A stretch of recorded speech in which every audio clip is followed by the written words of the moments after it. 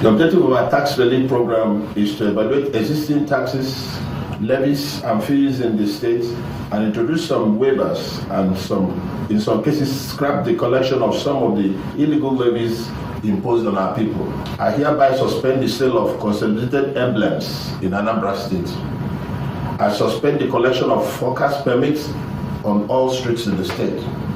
I suspend the collection of wheelbarrow tax in marketplaces in the state. Give unto Caesar what is Caesar's, and there will be peace in the land.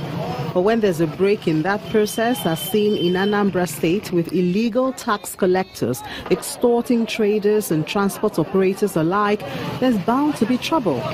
And that's exactly what the state government is serving, rounding up men who've been milking the system. And in this case, the chase is worth every penny. The head of the task force assigned to rid the streets of hoodlums gives an account of his team's efforts so far. We arrested over 16 of them at Onitsha Bridge, where they are blocking motorists coming in from all parts of the country, the state, to Anambra, breaking their windscreen and side mirrors, forcing them to pay what they do not know about, because they have no any legal authority to collect any money. But they hide in disguise of IGR collectors of the state to do this. Why they are not?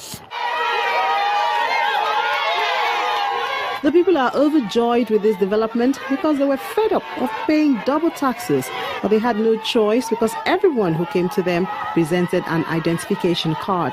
In a day, majority of people there, all those poor women, they spend more than 1,000 something, 50 naira to all those touts.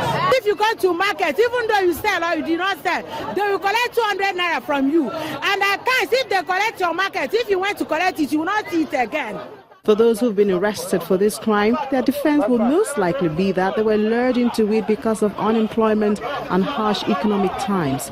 So the authorities, in passing judgment, might also need to consider providing a platform where crime will not thrive.